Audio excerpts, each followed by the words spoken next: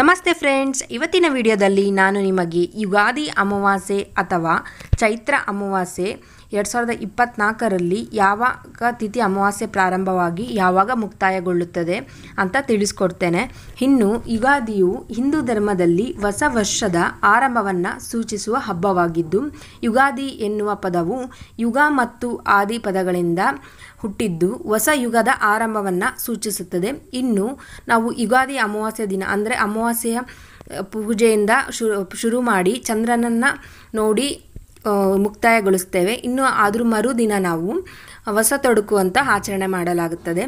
ಇನ್ನು ಯುಗಾದಿಯ ಅಮಾವಾಸ್ಯೆ ನಮಗೆ ಈ ಟೈಮಲ್ಲಿ ಪೂರ್ವಜರನ್ನು ಮತ್ತು ಪಿತೃಗಳನ್ನು ಪೂಜೆ ಮಾಡಿದರೆ ತುಂಬ ಒಳ್ಳೆಯದಾಗುತ್ತದೆ.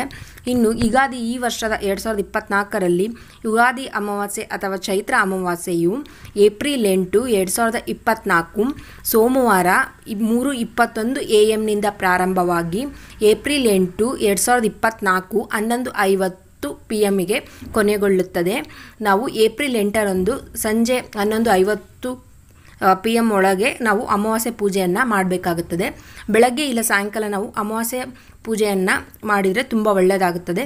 ಐ ಹೋಪ್ ನಿಮ್ಮೆಲ್ಲರಿಗೂ ಈ ವಿಡಿಯೋ ಹೆಲ್ಪ್ಫುಲ್ ಆಗಿದೆ ಅಂತ ಭಾವಿಸ್ತೀನಿ. ವಿಡಿಯೋ ಫುಲ್ ನೋಡಿದ್ದಕ್ಕಾಗಿ ಧನ್ಯವಾದಗಳು friends. Thank you for the watching.